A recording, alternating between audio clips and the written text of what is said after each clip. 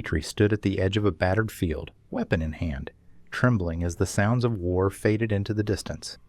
Ukrainian soldiers advanced cautiously, their eyes scanning for threats. Dmitry had no escape, no cover, and no story that could justify his presence there. He claimed he had been forced into this war, a war he said wasn't his to fight. "I didn't want to be here," he would later insist. But how does a man who crossed borders armed with an automatic rifle, under orders to kill, justify calling himself a victim? His capture paints a grim picture of the machinery of war, but Dmitry's words reveal a tangled web of denial, compliance, and the haunting reality of an unjust invasion. Today, we unravel his story, not as he tells it, but as the facts demand it to be told. The seeds of Dmitry's story were sown years before he stepped onto Ukrainian soil. It begins with the drums of propaganda beating steadily across Russian airwaves. The Kremlin's narrative painted Ukraine as a rogue neighbor, its independence a threat to Russian security. State-run media churned out stories of supposed atrocities, of existential threats to Russian-speaking populations, fostering a climate of fear and hostility. At the heart of this propaganda machine was the justification for war, a special military operation, they called it, cloaked in euphemisms to downplay its brutality. But the operation was never about protection or security. It was about dominance, reclaiming influence over a sovereign nation that had dared to chart its own democratic path. For ordinary Russians like Dmitry, the messaging was relentless. He wasn't a soldier by choice, a construction worker and family man. Dmitry had no ambitions beyond his small village life. But when conscription orders began sweeping the country, resistance wasn't an option. Refusal to fight meant fines, imprisonment, and being branded a traitor. The system had its tools of coercion, and for many, there was no escape. Dmitry's story mirrors that of thousands of Russian men swept up in a war they didn't start but became complicit in. They were sold the illusion of duty, defenders of the homeland, saviors of oppressed peoples. But the reality was far bleaker. They were pawns in a larger game, sent into Ukraine to dismantle its sovereignty under the guise of liberation. This backdrop of manipulation and coercion set the stage for Dmitry's reluctant journey into a war he claimed he didn't believe in. Yet, he crossed that border with a weapon in hand, leaving behind his family, his village, and a part of himself he would never recover. Dmitry's story is layered with contradictions, each unraveling more questions than answers. He claims he didn't want to fight, that he was dragged into this war against his will. Yet, as we peel back the layers, the reality becomes far murkier. Was he truly a victim of circumstance, or did he make choices that led him to carry a weapon onto foreign soil? The tale begins with his conscription papers, a summons he says he had no way of avoiding. Fight or face imprisonment, they told him. He recalls the fear of losing his freedom, of being branded a criminal if he refused. But was that fear enough to erase the ethical line between defense and aggression? Dmitry says he was promised a simple role, a safe position far from combat. Yet the facts place him deep in the trenches, where chaos and destruction defined every moment. Dmitry talks about his time at the front lines, cold nights, hunger gnawing at his resolve, and the sounds of artillery haunting his every thought. He insists he never fired a shot, never harmed a soul. But his captors tell a different story, one of a man caught in battle, his weapon loaded and ready.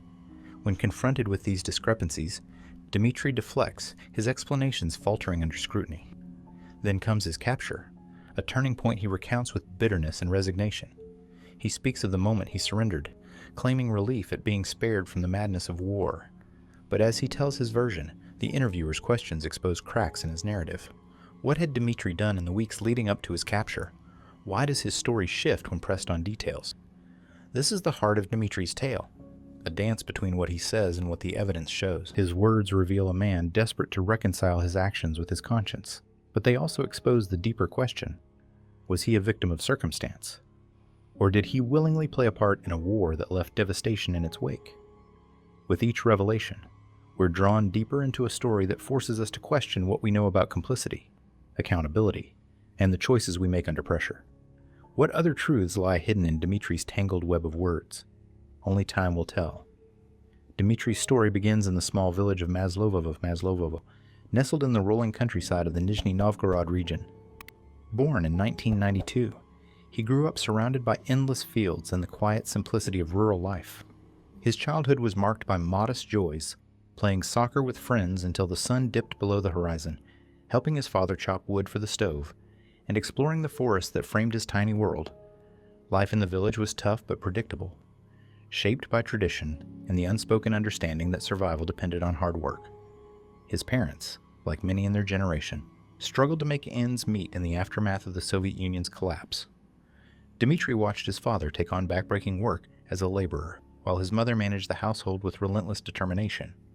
From an early age, he learned the value of effort and resilience. He took pride in small contributions, like helping carry water from the communal well or stacking firewood for the long, unforgiving winters. These tasks, though menial, became part of the fabric of his upbringing. As Dmitry grew older, he began to see himself as part of this cycle. His aspirations were humble but deeply rooted in the life he knew. He dreamed of building a family, earning an honest living, and staying close to the land that had shaped him. After finishing school, he trained as a construction worker, a trade that offered stability, even if it didn't promise wealth. Dmitry often spoke of his satisfaction in creating something tangible with his hands, whether it was laying bricks or raising walls. In his mind, this was what life was meant to be: simple, steady, and honest. By his mid-20s, Dmitry had achieved part of that dream. He married a woman from a neighboring village who worked at a factory assembling sensors, and together they started a family. His 2 sons became the pride of his life. Dmitry often spoke about their boundless energy and the joy they brought him. He wanted to give them the stable upbringing he'd had, even if times were tougher now. But life wasn't without its struggles. Economic opportunities in the village were scarce, and Dmitry frequently had to travel to find work. He became accustomed to weeks spent away from his family, living out of temporary housing on construction sites. The strain of being the sole provider weighed heavily on him, but he rarely complained. In his eyes, this was his duty, a role passed down from his father, who had done the same before him. For all his dedication to work and family, Dmitry paid little attention to the world beyond his village. Politics seemed irrelevant, an abstract force that had no bearing on his daily life. He was vaguely aware of the narratives pushed by state media, but had little reason to question them. Life in Meslovo didn't afford the luxury of critical thinking. Survival left little room for contemplation. Dmitry saw himself as an apolitical man, focused on his family and his work. Yet this detachment came with its own cost. Dmitry, like many others in his position, became susceptible to the narratives that framed Ukraine as a threat and Russia as its protector. When conscription orders came, his instincts weren't to resist but to comply. Refusal meant fines or prison, consequences that felt insurmountable to a man already struggling to keep his family afloat. Dmitry's early life is a portrait of simplicity, shaped by the land he called home and the people who depended on him. Yet this simplicity, his unquestioning acceptance of authority and his focus on survival, would later bind him to forces far beyond his control. The question lingers: how does a man rooted in family and hard work become an instrument of war in a foreign land? That journey begins here, in the quiet fields of Nizhny Novgorod. Dmitry's life as a husband and father was one of constant responsibility, shaped by the unrelenting pressures of providing for his family. He lived in a small house with his wife Olga and their 2 sons, 10-year-old Anton and 2-year-old Semyon.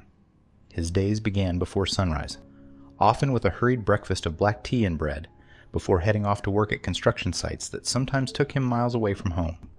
His evenings were spent in quiet exhaustion, sharing stories with Anton about school and helping Olga plan the week's meals around their limited budget. Money was always tight. Dmitry's construction jobs didn't offer steady income, and his wife's work at the factory, checking sensors for quality control, barely covered the household expenses.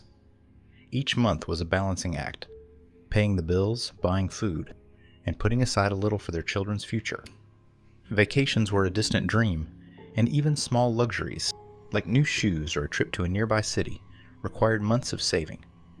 The economic realities of rural Russia loomed large in their lives. Dmitry often worried about the future. Would Anton have the chance to go to university? Could they afford proper medical care if one of them fell seriously ill? These thoughts weighed on him, especially during the long hours he spent hauling bricks and mixing cement under the hot sun or in biting cold. He didn't complain openly. Complaints wouldn't feed his family. But he carried a quiet frustration. Life felt like a treadmill, one he couldn't step off. Societal expectations also added to the weight he bore. in their village. A man's worth was often measured by his ability to provide and protect. Dmitry felt the unspoken pressure to succeed where others had failed, to ensure his sons would grow up with opportunities he never had. Yet, the resources to achieve this were few, and the demands on him felt endless. He was expected to be a model father, a devoted husband, and a reliable worker, all while navigating an economy that seemed stacked against men like him. The strain extended to his marriage. Dmitry and Olga loved each other deeply, but the constant stress of survival took its toll. Arguments about money became a regular feature of their evenings. Olga often expressed her fears about their precarious future, while Dmitry, though empathetic, struggled to reassure her. He knew she was right. Their savings were thin, and their options were limited. Still, Dmitry found solace in small moments. Anton's excitement over a new toy, even if it was secondhand. Simeon's giggles as he toddled after his older brother. The rare evenings when the family shared a quiet meal without the looming shadow of bills or unfinished work. These were the moments that reminded him why he pushed himself so hard. Yet, despite his determination, Dmitry couldn't escape the systemic forces that shaped his life. The government's promises of stability and prosperity felt hollow in the face of rising prices and dwindling opportunities. His village was no stranger to propaganda, and Dmitry often heard neighbors speak of patriotic duty as a means to distract from their economic struggles. For Dmitry, these messages were background noise, distant and impersonal, until they weren't. When the mobilization orders came, Dmitry found himself cornered. Rejecting the summons wasn't just a political statement. It would mean fines they couldn't afford or imprisonment that would leave his family without a provider. It wasn't a choice so much as an inevitability.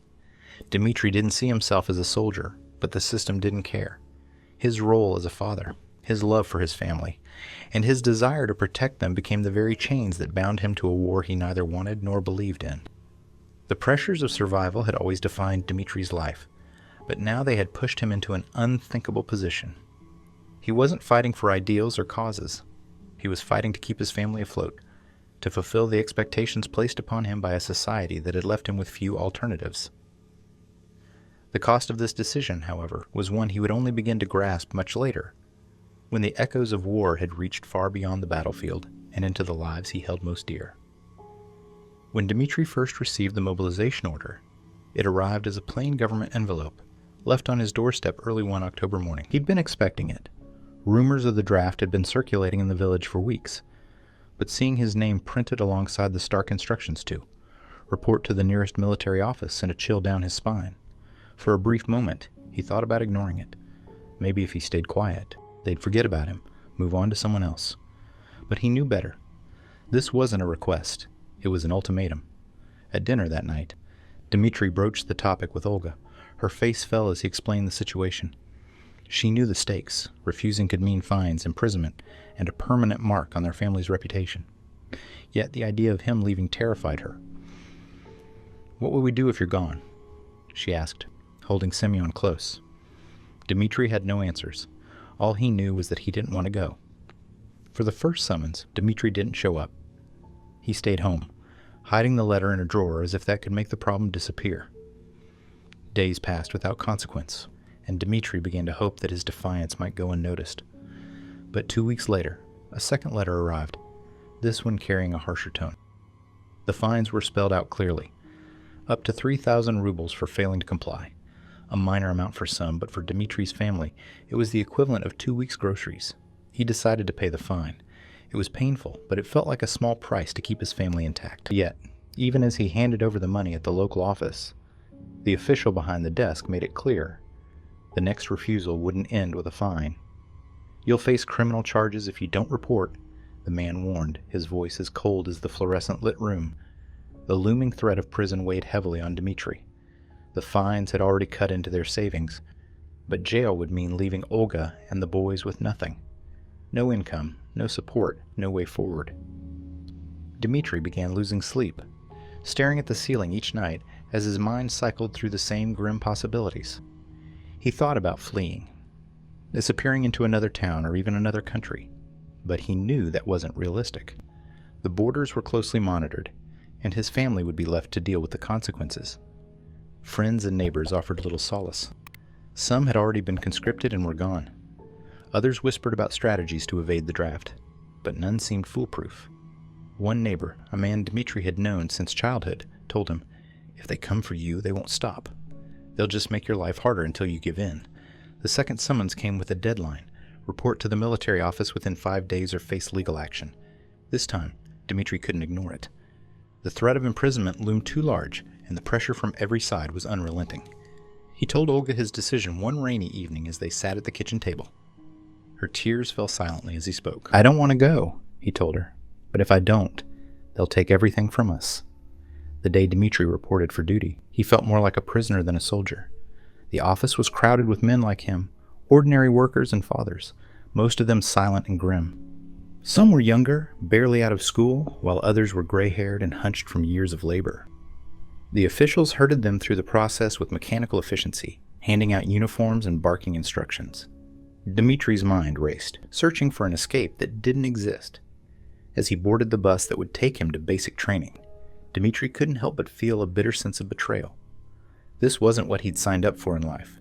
He had worked hard, loved his family, and kept his head down. But none of that mattered now. The system had trapped him, forcing him to trade his safety and his freedom for a war he didn't believe in. As the bus pulled away from the station, he wondered if he would ever see his family again, or if he had just condemned himself to a future he could no longer control. Dmitry's journey to Ukraine began on a bleak, overcast morning in January. The train station was crowded with other conscripts, their faces a mix of apprehension and resignation. The air was thick with tension as soldiers barked orders, herding them onto old, rattling trains bound for the war zone. Dmitry carried a single bag, a few clothes, a photograph of his family, and a letter from Olga tucked into the inside pocket of his jacket. He hadn't dared to read it yet, afraid of what her words might do to his already fragile resolve. The train ride was long and silent. No one spoke much save for the occasional whisper about rumors of the front lines. Dmitry stared out the window as the snowy countryside blurred past, his thoughts drifting between home and the unknown ahead. He tried to steel himself for whatever was to come, but the gnawing fear in his stomach made it hard to breathe. When the train finally stopped, Dmitry stepped out into a world that felt foreign and hostile. The soldiers stationed there handed them their gear, second-hand rifles with scratches and mismatched uniforms that barely fit. "Welcome to the front," one officer said flatly, his voice devoid of any warmth. Dmitry felt the weight of the weapon in his hands, a reminder of the grim reality he was now a part of. They were loaded onto trucks and driven toward their assigned positions. The roads were rough, and the trucks jolted violently over potholes and debris. Dmitry kept silent as the men around him muttered prayers or stared blankly ahead. The scenery began to shift. Burned-out vehicles, abandoned homes, and barren fields scarred by shelling came into view. It was no longer just the stories he'd heard on the news. This was war, raw and unfiltered. Their destination was a makeshift camp deep in the woods, a cluster of tents surrounded by muddy trenches. Dmitry was assigned to a squad and given a thin mattress to lay on the frozen ground. The cold was biting, seeping through his clothes and into his bones. There were no real accommodations, no sense of safety. He quickly learned that food was scarce. A can of meat or a stale piece of bread was often all they had for the day. Water was just as hard to come by, with snow being their only reliable source. His first night at the camp was sleepless. The distant rumble of artillery fire echoed through the darkness, a constant reminder of the battle waiting just beyond the trees. Dmitry lay awake, clutching his rifle, wondering how he had ended up here. The camaraderie he had expected among his fellow soldiers was absent. Most kept to themselves, their faces hollowed by exhaustion and fear. No one dared to speak of home. It was an unspoken rule that thinking about what you'd left behind only made things worse. The following days brought more challenges.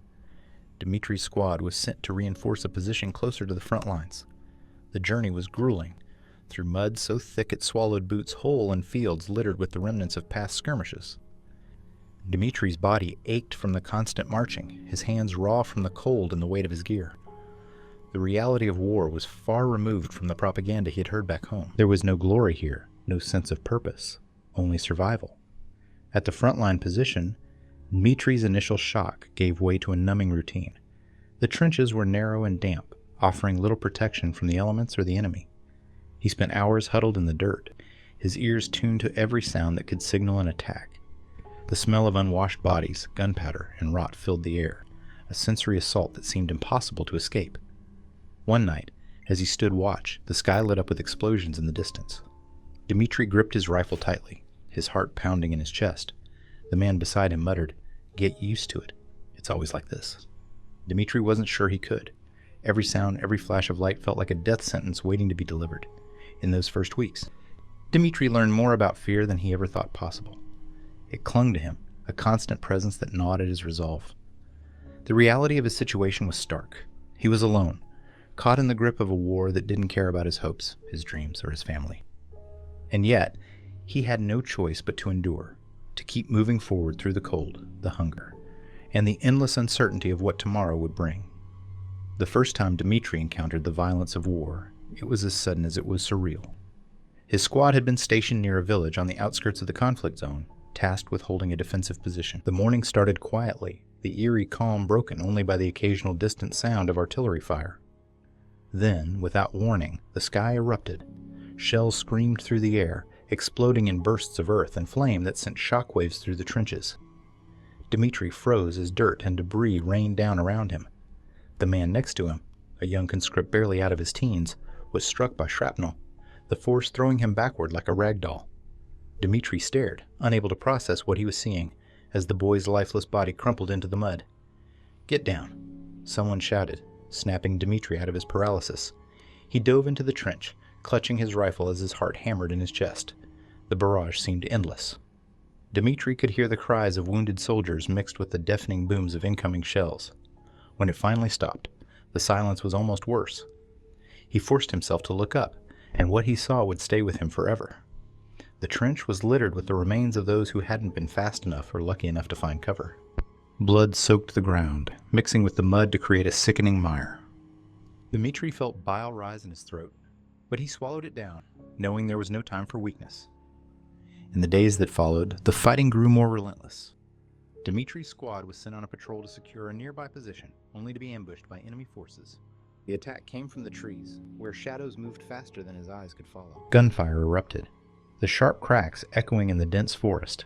Dmitry fired blindly into the chaos, his hands trembling as he squeezed the trigger. He didn't know if his shots hit anything, or anyone, but he couldn't stop. His survival instincts had taken over. As the skirmish ended and the smoke cleared, Dmitry's squad regrouped to assess the damage. 3 were dead, and another was gravely injured, his screams piercing the air as they tried to stabilize him. Dmitry stared at the scene, his rifle hanging limply at his side.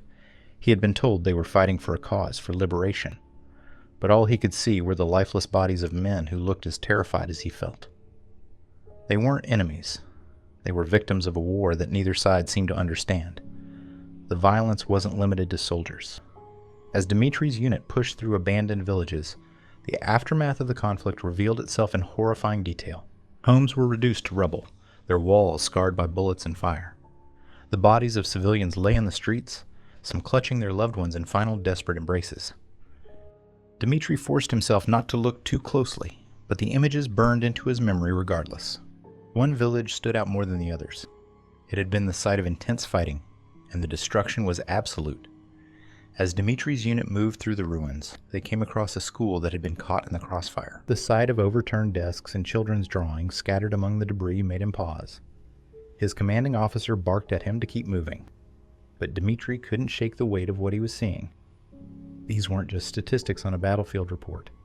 They were lives, shattered and irreparably lost. The physical toll of the violence was immense, but the emotional weight was even greater. Dmitry found himself withdrawing from his comrades, unable to process what he was experiencing. Sleep became a distant memory, replaced by vivid nightmares of gunfire and screaming. Every time he closed his eyes, he saw the faces of those who had fallen, friends, enemies, and civilians alike. One night, as he sat alone in the trench, Dmitry confided in a fellow soldier, an older man who had seen multiple deployments. "Does it ever stop?" Dmitry asked, his voice barely above a whisper. The man shook his head, lighting a cigarette with a hand that trembled ever so slightly. "You just learn to live with it," he said, exhaling smoke into the cold night air. Dmitry wasn't sure he wanted to learn. By the time Dmitry was captured, the violence had stripped away pieces of who he once was. The boy who had grown up in a quiet village, dreaming of family and stability, was gone. In his place was a man haunted by the things he had seen and done, carrying wounds that went far beyond the physical. And yet, even as he tried to reconcile his actions with his conscience, the war's grip on him remained unyielding, its horrors etched into his very being. Dmitry's confessions continued, each story further unraveling the facade of reluctance he tried to maintain. The weight of his choices, both made and avoided, became increasingly difficult for him to defend. One particularly haunting account emerged from a mission near a small village. Dmitry's squad was tasked with securing an abandoned warehouse that was rumored to contain supplies left behind by fleeing villagers. When they arrived, they found not just supplies, but a handful of villagers who had taken refuge there, including an elderly man and a teenage girl. The commanding officer quickly labeled the villagers as suspicious and ordered their detainment.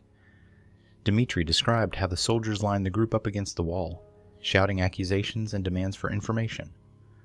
The elderly man, trembling, tried to explain that they were simply hiding from the fighting, but his pleas were ignored. Dmitry admitted he didn't participate directly in the interrogation, but stood nearby, rifle in hand, as his comrades tore through the warehouse, taking whatever they could carry. The most chilling part of the story came when the teenage girl clutched a small bag of food, refusing to let go even as a soldier tried to yank it away. When she didn't comply, the soldiers shoved her roughly to the ground, causing her to cry out in pain. Dmitry stood frozen, watching as the bag was ripped from her hands. "I didn't touch her," Dmitry said, his voice cracking under the weight of the memory. "I didn't do anything."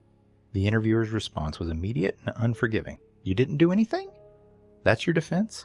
You stood there while a young girl was assaulted, while her food, possibly her family's only means of survival, was stolen, and you want to call that inaction? Dmitry, silence isn't innocence. It's complicity." Dmitry's silence stretched uncomfortably as the interviewer let the accusation hang in the air. His earlier justifications of survival and obedience seemed to crumble with each story he shared, the moral weight of his choices growing heavier by the second. The accounts continued. Another story emerged of a raid on a larger town where Dmitry's squad was ordered to clear the area of resistance. In practice, this meant forcing residents out of their homes, searching for weapons, and confiscating anything deemed useful. Dmitry described breaking into a modest apartment with 2 other soldiers, finding a frightened middle-aged couple and their son, who couldn't have been more than 12. The soldiers ordered the family to leave immediately, giving them no time to gather their belongings. The couple pleaded for mercy, asking for just a few minutes to retrieve essential items, but their requests were met with indifference. Dmitry admitted he felt a pang of guilt as he watched the family stumble out into the cold, clutching only what they could carry in their hands. Still, he followed orders and helped his squad rifle through the apartment, taking canned goods and a pair of boots that fit one of the soldiers. "I didn't want to take anything," Dmitry said weakly. "But what choice did I have? If I said no, I would have been punished." The interviewer's retort was sharp. "And what choice did that family have? Dmitry? You talk about being forced into this war, about having no options, but you were still the one holding the rifle. You were still the one who took from people who had even less than you." Perhaps the most damning revelation came from an incident Dmitry seemed hesitant to recount. His squad had been tasked with securing a convoy route, which led them through another abandoned village. As they searched the area, they found a small house with smoke still rising from the chimney. Inside, they discovered a mother and her 2 children, a boy and a girl, hiding in a back room.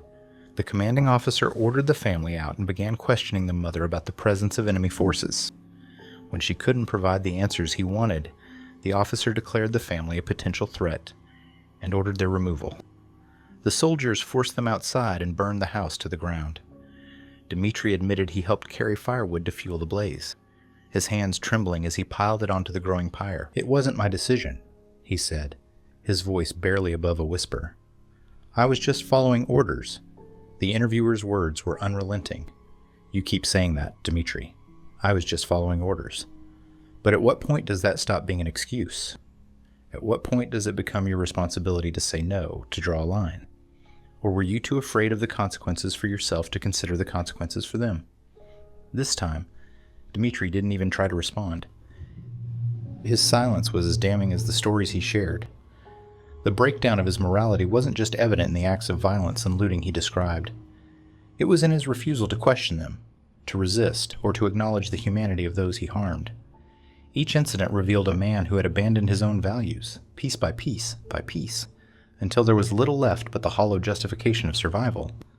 The interviewer's final words on the subject cut to the core. You want us to believe you were just a victim, Dmitry, caught in a system you couldn't escape. But the truth is, you made choices. Maybe they weren't easy, maybe they were made out of fear, but they were still choices.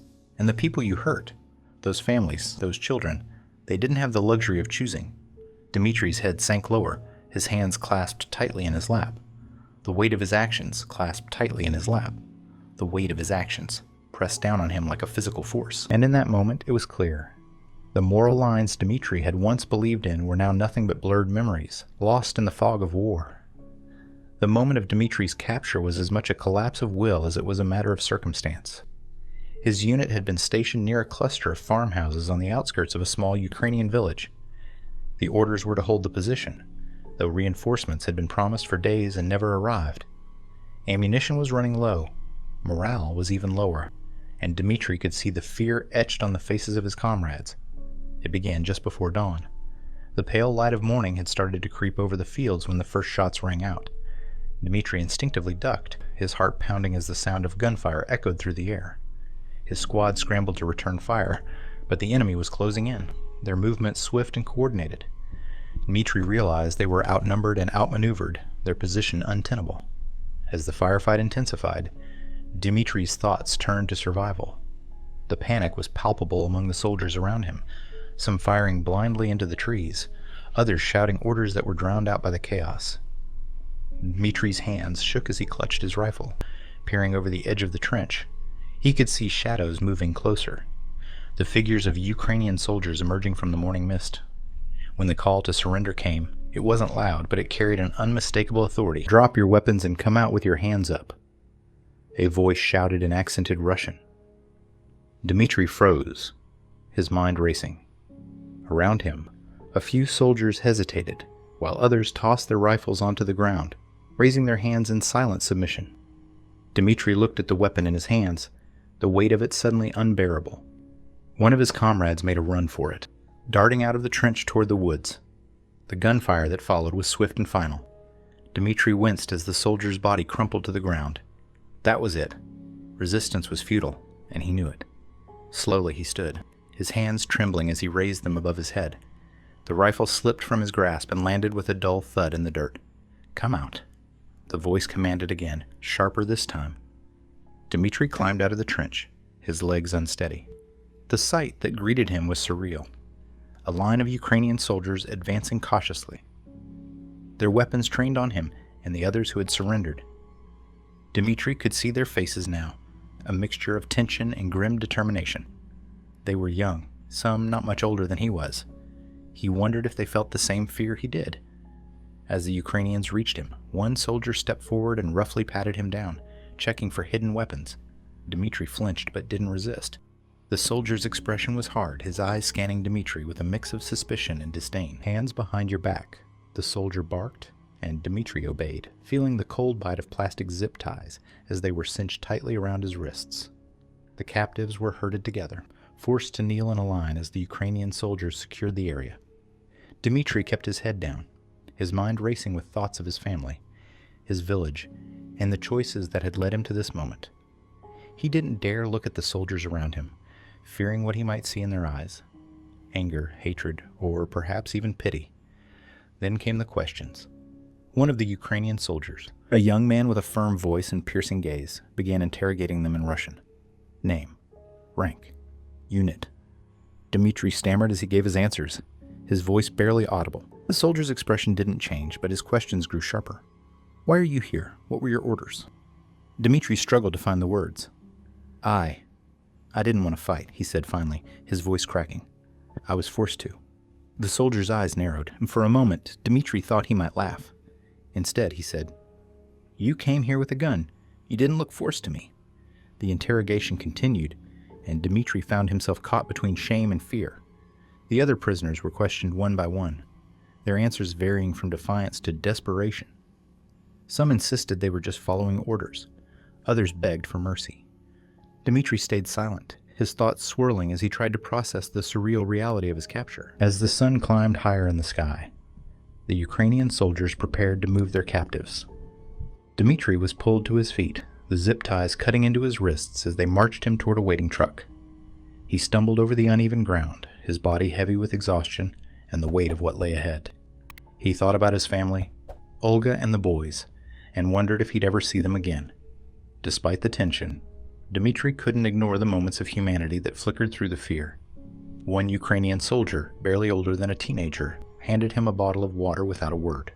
Dmitry hesitated, then took it, mumbling a quiet thank you. The soldier didn't respond, his face unreadable, but the gesture lingered in Dmitry's mind. Even in the midst of war, there were cracks in the armor of hatred. The moment of capture marked a turning point for Dmitry. It was the end of his role as a soldier and the beginning of something far more uncertain. Stripped of his weapon, his unit, and his sense of control, he was no longer an aggressor but a prisoner. Yet, as he was driven away, the question remained, could he reconcile his surrender with the choices that had brought him to this point, or was he destined to carry the weight of those moments forever? Dmitry began the interview with a refrain he repeated often. "I didn't want to be here." His tone was steady, but his eyes betrayed unease, darting to the interviewer whenever a question lingered too long. He framed himself as a victim of the war machine, a man coerced into fighting a war he claimed not to believe in. "It wasn't my choice," he said early on, his voice tinged with bitterness. "I had a family to protect. Refusing wasn't an option." The interviewer didn't challenge this at first, letting Dmitry tell his story. He described the arrival of the conscription order and his initial resistance, which he framed as proof of his reluctance. "I ignored the first summons," Dmitry admitted. "I paid the fine. I thought maybe they would forget about me, move on to someone else." His voice wavered as he recounted the mounting pressure, the second summons, the threats of imprisonment, and the eventual decision to report for duty. But as the interviewer began to dissect Dmitry's account, cracks in the narrative emerged. "You say you were forced to join," the interviewer began, leaning forward slightly. "But when you arrived at the military office, when you boarded that bus, didn't you make a choice? You could have fled, couldn't you?" Dmitry bristled, shaking his head. "Fleeing wasn't an option," he snapped. "Where would I go? How would I leave my family behind? They would have suffered if I ran." "So instead, you left them to fight in a war you say you didn't believe in," the interviewer pressed. "Did that protect them? Or did it just make their suffering different?" Dmitry fell silent, his fingers twitching as he stared at the floor. The room seemed heavier, the weight of the interviewer's words pressing down on him. Finally, he muttered, "I didn't see another way." The interviewer shifted focus, probing deeper into Dmitry's time on the front lines. "You've said repeatedly that you never wanted to hurt anyone, that you only wanted to survive. But let's talk about your actions. What you did and didn't do. When your unit looted homes, did you participate?" Dmitry hesitated. "I didn't take anything," he said finally, his voice defensive. "Maybe I helped break down a door or carry supplies, but I didn't steal for myself." The interviewer didn't let him off the hook. "You didn't take anything for yourself," he repeated, his tone skeptical. "But you helped others do it. Isn't that the same thing? You were there. You didn't stop them. You were complicit." Dmitry's jaw tightened, his frustration visible. "You don't understand," he said, his voice rising. "If I'd refused, I would have been punished. Maybe worse. You don't say no in a situation like that." "Punished how?" the interviewer asked sharply. "Would they have shot you? Or would they have shot you? Or would they have done to you what your unit did to the civilians you looted, taken your dignity, your security, and left you with nothing?" The room fell silent again, the tension palpable. Dmitry opened his mouth as if to respond, but no words came. The interviewer's critique hung in the air. Unanswered. The conversation turned to the more violent aspects of Dmitry's time in Ukraine. Raids, interrogations, and the destruction of villages. "You've described standing by while civilians were questioned, while homes were burned," the interviewer said. "You claim you didn't participate directly, but you were there. You didn't intervene. Do you think that makes you innocent?" Dmitry's face reddened, his discomfort clear. "I couldn't intervene," he said, his voice low but strained. "What was I supposed to do? I was just one man. I couldn't stop them." "But you could have spoken up," the interviewer countered. "You could have refused. Instead, you followed orders, even when you knew those orders were wrong." "They weren't my orders," Dmitry shot back, his frustration boiling over. "I wasn't in charge. I was just following commands like everyone else." The interviewer's gaze was steady. "Following commands," he echoed. "That's the excuse everyone gives, isn't it? I was just following orders." But at what point does that stop being a defense and start becoming an admission of guilt? Dmitry slumped in his chair, the fight seemingly drained from him. He looked away, avoiding the interviewer's gaze. "You don't understand what it's like," he said quietly. "You don't know what it feels like to have no choices. The interviewer softened slightly but didn't relent. You had choices, Dmitry, he said. Maybe they weren't easy choices. Maybe they came with consequences, but you made them, and those choices had consequences for others.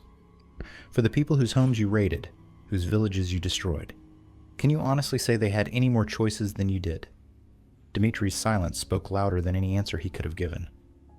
His attempts to shift blame, to paint himself as a victim rather than a participant, had unraveled under scrutiny. His claims of innocence, of reluctance, couldn't hold up against the weight of his own actions. The interviewer leaned back, letting the moment stretch. You want us to believe you were just a man caught in the wrong place at the wrong time, he said finally. But the truth is you were part of something bigger, something that caused unimaginable harm, and until you acknowledge that, until you stop trying to shift the blame, you'll never be free of it. Dmitry didn't respond. His shoulders sagged, his head bowed as if the weight of the interview, and the truth, was finally too much to bear. Dmitry's story, which began as a steady refrain of reluctance and victimhood, began to falter under the weight of the details he shared. His narrative was riddled with inconsistencies, moments where his attempts to justify his actions revealed more about his complicity than his innocence. One such moment came when the interviewer asked about Dmitry's role during a particularly violent skirmish near a civilian area. Dmitry described it as chaos, gunfire echoing from every direction, smoke filling the air, and orders being shouted over the cacophony. He insisted he hadn't fired his weapon, repeating this claim several times. I stayed back, he said, his voice shaking slightly. I didn't shoot anyone. But the interviewer pressed him. You stayed back, he repeated, his tone sharp. What does that mean? Did you see others firing at civilians? Did you hear the screams, the cries for help? What did you do when that happened? Dmitry hesitated, his silence stretching uncomfortably. Finally, he muttered, I didn't do anything. I just followed orders. The words seemed to echo in the room, hollow and inadequate. The interviewer leaned forward. You followed orders, he said. Orders to do what? To stand by while others fired. To stay silent while innocent people were caught in the crossfire. Tell me, Dmitry, what exactly were you ordered to do? Dmitry's gaze dropped to his hands, which fidgeted nervously in his lap. I was ordered to hold the line, he said quietly. To secure the area, and securing the area meant standing by while others killed civilians, the interviewer pressed. Dmitry didn't answer, but his silence spoke volumes. Another crack in Dmitry's story appeared when he recounted an incident involving the interrogation of a civilian man suspected of aiding Ukrainian forces. Dmitry described the scene with visible discomfort. The man was tied to a chair, blood streaming from a gash above his eye as soldiers shouted questions he couldn't, or wouldn't, answer. Dmitry insisted he hadn't participated. I stayed outside, he said. I couldn't watch. The interviewer seized on this. You stayed outside, he repeated. But you knew what was happening, didn't you? You knew they were beating him, threatening him. Did you say anything? Did you try to stop it? Dmitry shook his head. What could I have done? He asked, his voice rising defensively. If I'd spoken up, they would have turned on me. I would have been the next one in that chair. The interviewer didn't back down. So you did nothing, he said bluntly. You let it happen because you were afraid. I understand fear, Dmitry, but do you? Do you understand the fear that man must have felt, knowing he was at the mercy of people who saw him as less than human? Do you understand what your silence cost him? Dmitry's face hardened, his discomfort giving way to anger. You don't know what it's like, he snapped. You're sitting here in a safe room, asking me these questions, but you don't know what it's like to be there, to be in that position. The interviewer's voice remained calm but firm. You're right, he said. I wasn't there, but I don't have to be to understand the consequences of your choices. You talk about fear, about survival, but what about responsibility? What about the people who didn't survive because of your silence? The most damning moment of Dmitry's story came when the interviewer turned to his account of a village raid. Dmitry described the operation in vague terms, calling it standard procedure. His unit entered the village looking for resistance fighters, he said, and began searching homes. But as the interviewer pushed for more details, Dmitry's evasiveness began to unravel. Did you see any resistance fighters? The interviewer asked. Dmitry shook his head. No, he admitted. There was no one there. Just civilians. And what happened to those civilians? The interviewer pressed. Dmitry hesitated again before answering.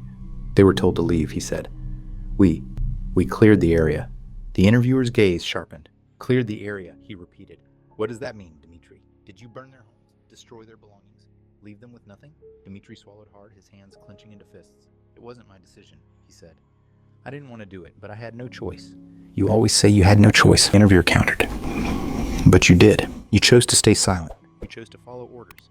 You chose to be part of something that stripped people of their homes, their dignity, their lives. That's a choice, Dmitry, whether you want to admit it or not.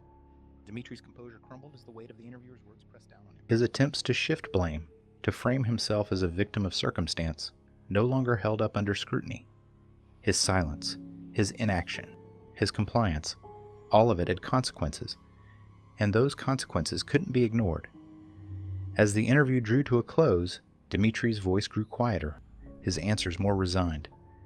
The contradictions in his story had been laid bare, and the moral ambiguity he clung to had dissolved into a stark truth. He wasn't just a man caught in a war he didn't believe in. He was a man who had made choices, and those choices had left scars on himself, on others, and on the villages he had walked through with a rifle in hand. The weight of responsibility hung heavy in the room, a reminder that in war, the lines between victim and perpetrator are rarely clear. Dmitry had tried to deny that weight, to cast himself as a passive participant. But the truth was inescapable. His actions and his inactions had shaped the lives of those around him, and no amount of justification could erase that. Dmitry's journey into the war wasn't just a physical one. It was a psychological transformation, shaped long before he picked up a rifle. For years, his worldview had been subtly molded by the unrelenting force of Russian state propaganda. Sitting across from the interviewer, Dmitry described how this influence seeped into every aspect of his life, from the nightly news broadcasts to the conversations in his village. Growing up, we didn't question what we heard, Dmitry said, his voice low. The TV was always on, and it was the same message every day. Ukraine was the enemy. NATO was threatening us. They said we had to protect our people, our history, our land. He paused, his brow furrowing. At the time, it sounded reasonable. The interviewer nodded but pressed further. Did you ever think to question it? To ask yourself why these messages were repeated so often? Dmitry shifted in his chair, visibly uncomfortable. Not really, he admitted. It's hard to question something when everyone around you believes it. The older men in my village talked about how Ukraine was part of Russia, how it had been taken from us. They made it sound like this war was about getting back what was ours. The propaganda wasn't just confined to the news. Dmitry recalled how even entertainment and education carried the same undertones. Historical dramas glorified Russia's imperial past, while textbooks framed neighboring nations as indebted to Moscow. We were taught that we were the protectors, Dmitry said, that Russia was strong, and everyone else relied on us. The interviewer leaned forward. Did you ever feel that the messaging changed over time? That it became more aggressive? Dmitry nodded slowly. After 2014, everything changed. The stories about Ukraine weren't just about history anymore. They were about betrayal. The news said Ukraine was run by Nazis, that they were persecuting Russian speakers. I didn't know anyone from Ukraine, so I didn't have a reason to doubt it. This narrative of betrayal became a cornerstone of Dmitry's understanding of the conflict. He described how state media painted a vivid picture of Russian soldiers as heroes, liberators fighting to protect oppressed populations. They made it seem like we were doing the right thing, Dmitry said, like we were helping people. But the interviewer wasn't convinced. Didn't any part of you question why these stories were so one-sided? Why you never saw footage of what the war was doing to Ukrainian civilians? Dmitry hesitated, then shook his head. They didn't show that. They showed us parades, celebrations, people welcoming Russian troops. It was all. People welcoming Russian troops. It was all. Positive. I didn't know what was really happening. The propaganda wasn't just about what was shown. It was about what was omitted. Dmitry admitted he had no idea how severe the destruction was in Ukraine until after his capture. They never showed bombed-out cities or the people who had to flee, he said quietly. If I'd seen that, maybe I would have thought differently. The interviewer seized on this. So, do you think the propaganda shaped your decision to fight, or at least made it easier to justify? Dmitry nodded again, his expression pained. I think so. I didn't want to go, but when I did, I told myself it was for a good reason, that we were protecting people. It was easier to believe that than to face the truth. The psychological manipulation didn't stop once Dmitry was in the army. He described how his training sessions were laced with the same rhetoric, lectures about loyalty, about the righteousness of their cause. They called us patriots, he said. Said we were defending the motherland. They made it sound noble, like it wasn't just about orders. It was about honor. The interviewer's voice was sharp. But did you believe it? Even as you saw what was happening on the ground, Dmitry's shoulders slumped. At first, maybe. But the more I saw, the harder it was to believe. The things we were told didn't match what was happening. But by then, it didn't matter. I was already there. In the end, Dmitry's story was one of gradual realization, a slow awakening to the lies that had guided his decisions. The propaganda he had absorbed wasn't just about shaping his opinions, it was about erasing his ability to question. And for Dmitry, by the time the truth became clear, it was far too late to turn back. The interviewer leaned back in his chair, letting Dmitry's words hang in the air before speaking. His tone shifted, taking on a sharper edge. "You talk about fear, about survival, about following orders," he began. "But let's talk about what those orders accomplished. The cost of this war, not for you, but for the people whose homes you marched through." Dmitry looked down, his hands gripping the edge of the table. "I didn't see much," he muttered. "Just ruined villages and empty streets." The interviewer's gaze hardened. "Ruined villages," he repeated. "Do you understand what that means? Or are those just words to you?" Before Dmitry could answer, the interviewer painted the picture for him. "I've seen what ruined villages really look like. Homes burned to their foundations. Schools reduced to rubble, with textbooks and children's drawings buried under piles of debris. Streets littered with shattered glass, twisted metal, and bodies. Some of them civilians, some of them children. That's what your orders did." Dmitry flinched but said nothing, his silence a stark contrast to the vivid imagery the interviewer was conjuring. The interviewer continued, his voice unrelenting. "In one village I visited, the air still smelled of smoke weeks after the fighting had moved on. An elderly woman sat outside what was left of her house, just a charred frame and ashes. She was clutching a photograph of her family, tears running down her face. She told me they were all gone. Her daughter, her son-in-law, her grandchildren, buried under the rubble of their home when it was shelled. The room was silent, the weight of the story hanging between them." Dmitry shifted in his seat, his discomfort evident, but he didn't interrupt. "That woman didn't have a rifle," the interviewer continued. "She wasn't a soldier. She wasn't your enemy. She was a grandmother, and yet she paid the price for this war, one that you helped fight." Dmitry's voice was quiet when he finally spoke. I didn't see things like that." The interviewer seized on this, his tone sharp. "You didn't see them, or you didn't want to see them. Did you ever stop to think about the people who lived in the homes your unit looted? The families who fled the villages you burned? Or was it easier to look away and tell yourself it was all part of the job?" Dmitry's silence stretched, his head bowing lower. The interviewer didn't stop. "Let me tell you about another place," he said. "A city, not far from where you were captured. I walked through the streets after the shelling stopped. There were bodies in the open, lying where they had fallen, some with suitcases, as if they'd been trying to escape. Apartment buildings had gaping holes in their sides, entire floors collapsed. And the people who survived, they wandered through the ruins, searching for food, for water, for something, anything, that might help them survive another day. That's the cost of this war, Dmitry. That's what it looks like." Dmitry finally looked up, his eyes red and his voice barely above a whisper. "I didn't mean for any of that to happen. But it did," the interviewer said firmly. Great.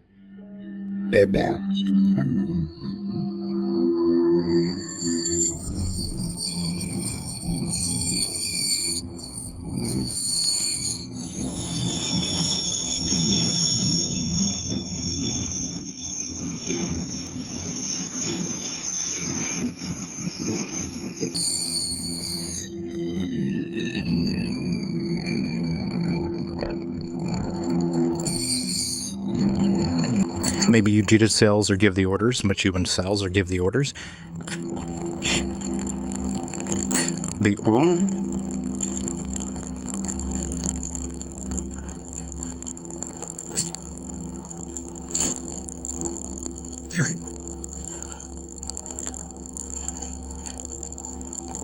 Maybe you didn't fire the. Maybe you didn't fire the shell.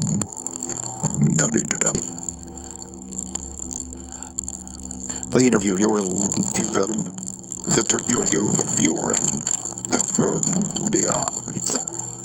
But that doesn't erase your part in it. You walked through those streets, didn't you? You saw the destruction, the emptiness. And you still followed orders. You still marched on. Dmitry swallowed hard, his voice breaking as he spoke. What was I supposed to do? If I refused, I would have been shot. They told us that. Disobey, and you'd be executed. The interviewer leaned forward, his voice quiet but pointed.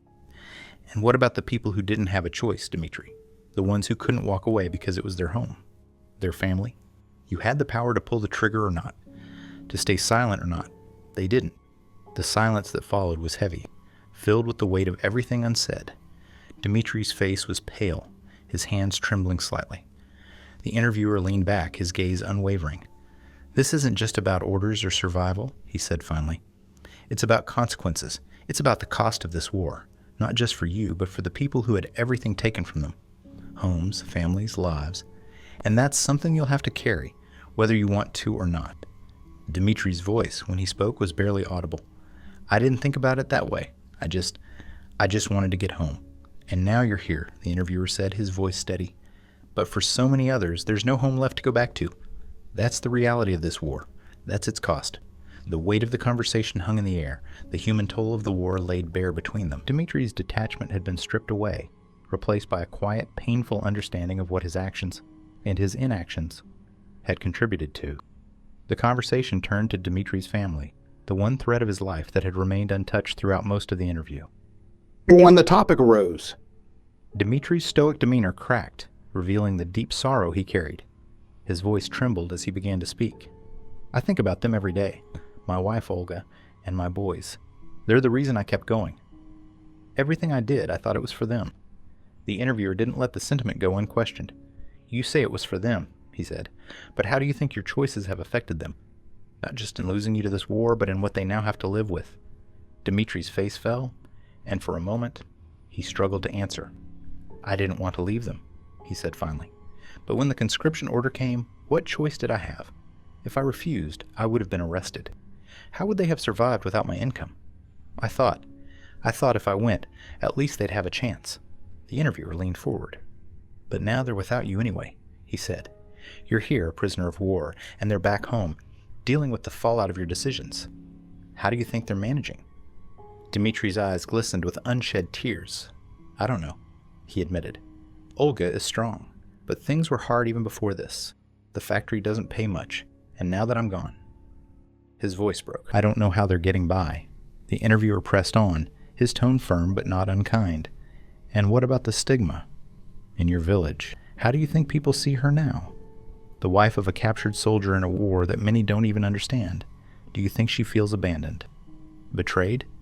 Dmitry's shoulders sagged and he buried his face in his hands. I've thought about that, he whispered. I know they must be ashamed, or maybe angry at me. I didn't mean for this to happen, but now they're alone, and I can't do anything to help them. The conversation shifted to his children, and Dmitry's voice grew even quieter. Anton's old enough to understand, he said. He's 10 now. I wonder what he thinks of me, if he's proud, or if he hates me for leaving. I told him I'd come back, that this was just something I had to do. But I lied. I don't know if I'll ever see him again. The interviewer's voice softened, but his questions didn't relent. And your youngest, Semyon? Do you think he'll even remember you? He was only 2 when you left, wasn't he? Dmitry's lip quivered, and he nodded. I've thought about that too, he said. He's so little. I used to hold him when he cried, and now I don't know if he even knows my name anymore. That's the worst part, thinking that my own son might forget me. The interviewer paused, letting Dmitry's words settle before speaking again. You left to protect them, he said, to provide for them. But now, do you think your absence has caused more harm than if you'd stayed and refused to fight? Dmitry hesitated, his gaze distant. I don't know, he said finally. At the time, I thought I was doing the right thing. But now, maybe I was just trying to save myself from the consequences of refusing. Maybe I thought leaving them was better than risking jail. I thought I was doing it for them, but maybe I was just scared. The interviewer's voice grew heavier. And now they're left to carry the weight of your choices. Not just the financial strain, but the shame, the uncertainty. They don't know if you'll come back, or what kind of man you'll be if you do. Dmitry swallowed hard, his hands clenching into fists. I've failed them, he said, his voice breaking. I wanted to protect them, but I've only made things worse. They deserve better than this. The interviewer pressed further. And what about your legacy, Dmitry? What will your children remember about you? The man who went to war and didn't come back, or the man who followed orders no matter the cost? Is that the father you wanted to be? Tears streamed down Dmitry's face now, his composure utterly shattered. I don't know, he said through sobs. I don't know what kind of man I am anymore. The room fell silent, the only sound the faint hum of the recording equipment. The weight of Dmitry's choices, his actions, and his inactions loomed over him, an unrelenting reminder of what he had lost. Not just his freedom, but his place in the lives of the people he loved most. The interviewer's voice softened as he concluded. It's not just about what you've done, Dmitry. It's about what you'll do next. Maybe you can't undo the past, but you have to decide what kind of man you'll be moving forward. For your family. For your sons. For yourself. Dmitry didn't respond. He sat motionless, his head bowed, the enormity of the moment sinking in. In the silence, it was clear that the greatest battle Dmitry faced wasn't on the front lines. It was within himself, in the choices he had made, and the ones he would have to live with for the rest of his life. Dmitry's life as a prisoner of war was a stark departure from the chaos of the battlefield. The regimented days in captivity brought a strange mix of monotony and introspection, each hour stretching into the next, forcing him to confront the choices that had led him there. He described his cell as small but functional. A cot pushed against one wall, a metal sink, and a toilet in the corner. The walls were bare, the single window too high to see out of. The light overhead buzzed faintly, casting a cold, sterile glow on the room. Meals were simple: porridge, bread, sometimes soup. It wasn't much, Dmitry said, but it was enough. At least I wasn't hungry anymore. The routine was rigid. Dmitry woke at sunrise, the clang of metal doors signaling the start of another day. Guards escorted him to the yard for brief periods of fresh air, where he could walk in circles and occasionally exchange glances with other prisoners. These moments were silent, no conversations allowed, but the presence of others was a reminder that he wasn't entirely alone. He spent much of his time reflecting, his thoughts turning over the events of the war like stones in a river. At first, Dmitry clung to the same defenses he had used during the interview. He had no choice. He was just following orders. He didn't want to be there. But the longer he sat with these thoughts, the harder it became to ignore their hollowness. I kept thinking about the people I'd seen, Dmitry said, his voice heavy. The families we forced out of their homes, the villages we left in ruins. At the time, I told myself it wasn't my fault, that it was someone else's decision. But sitting here, with nothing but time to think, I've started to wonder if that's really true. The days blurred together, punctuated only by routine interrogations and brief conversations with the guards. Dmitry described the questions as pointed but not cruel. They wanted to know about my unit, our orders, our commanders, he explained. But they also asked about me, why I joined, what I thought about the war. At first, I gave them the same answers I told myself. But after a while, I started to wonder if they even believed me. The solitude forced Dmitry to confront the moments he had tried to forget. The screams of civilians during raids, the sight of burning homes, the desperate faces of those left behind. I realized I could remember every single one of them, Dmitry said quietly. Their faces, their voices. I'd tried to block it out, but it was all still there. As time passed, Dmitry began to see his captors differently. At first, he viewed them with suspicion, expecting cruelty or mistreatment. But instead, he found their interactions professional, even humane. They didn't beat me, didn't yell, he said. One of them even asked me if I missed my family. I didn't know how to answer. These moments of humanity left Dmitry grappling with a bitter truth. The people he had been taught to see as enemies treated him with more dignity than he had shown the civilians in the villages he'd helped raid. It made me think about everything I'd done, he said. Everything I'd allowed to happen. The most profound shift in Dmitry's perspective came during a conversation with another prisoner, an older man who had been captured months before. He told me he used to believe in the war, Dmitry said, that he thought he was fighting for something bigger than himself. But now, sitting in this cell, he realized it was all lies, that we were just tools for people in power. Dmitry nodded slowly as he recounted the man's words.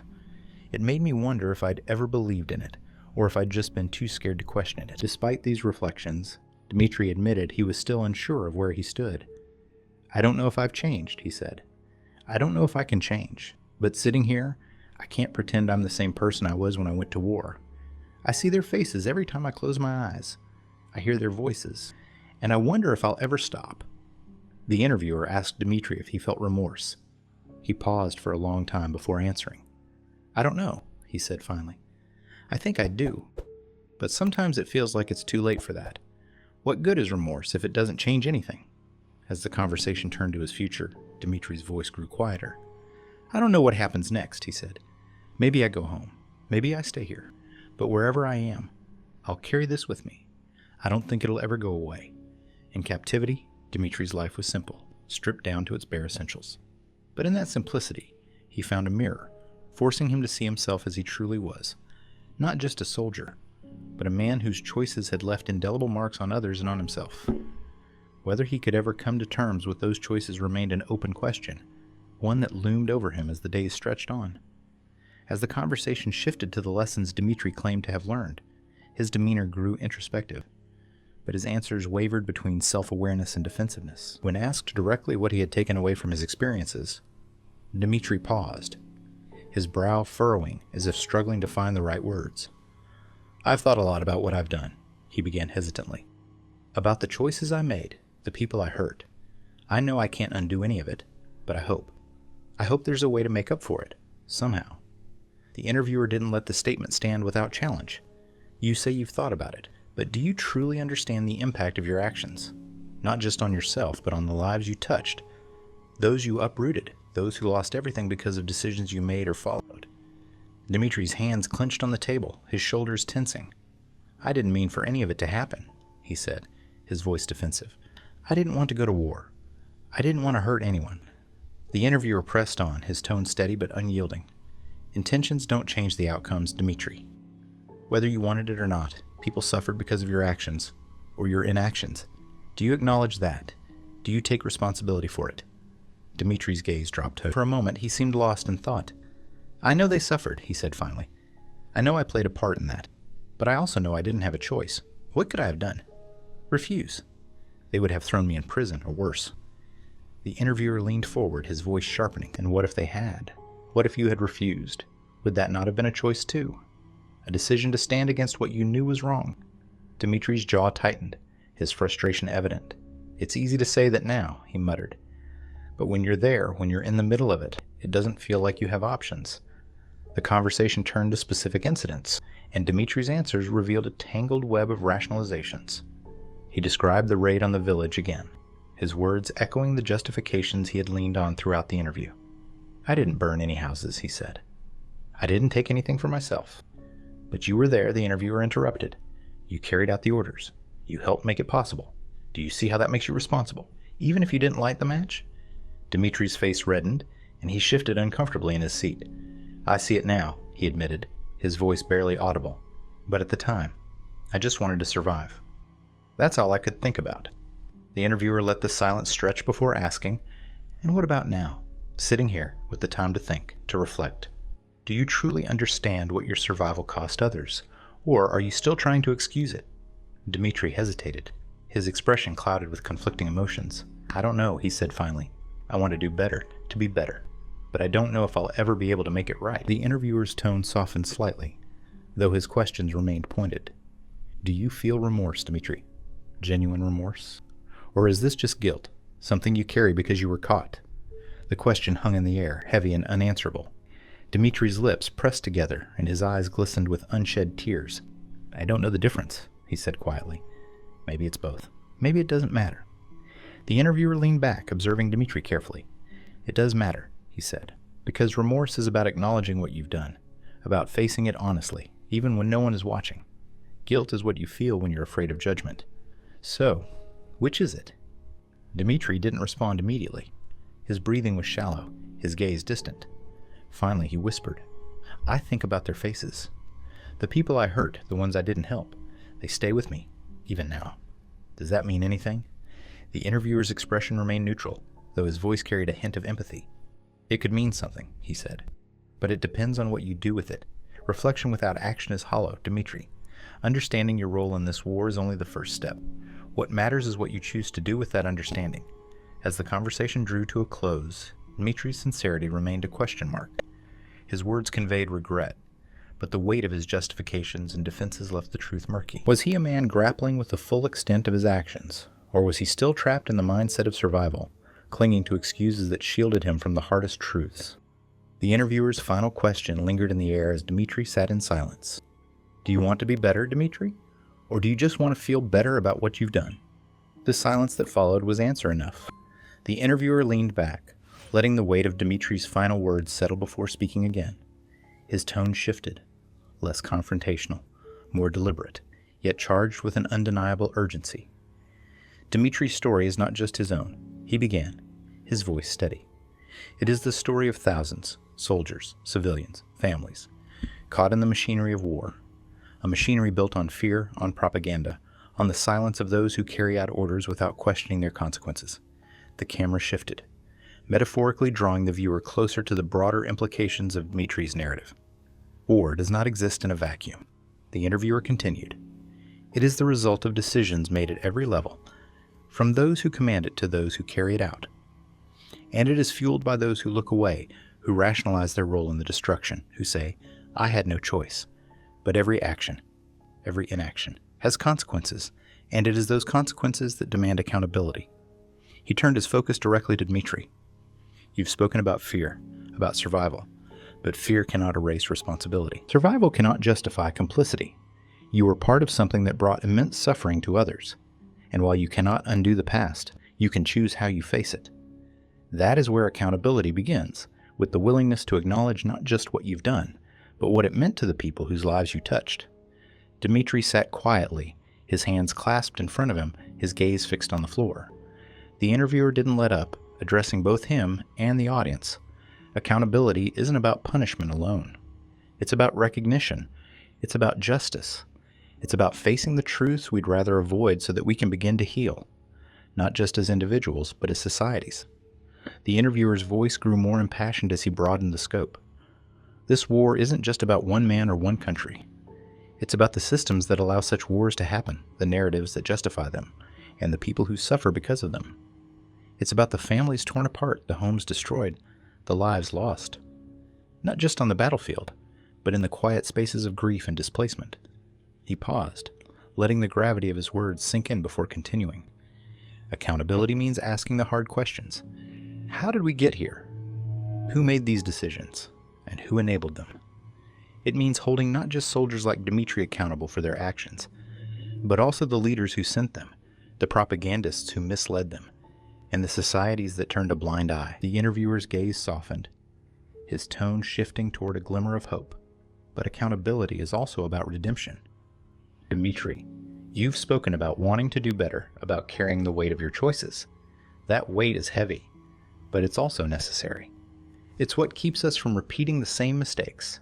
The question is, what will you do with that weight?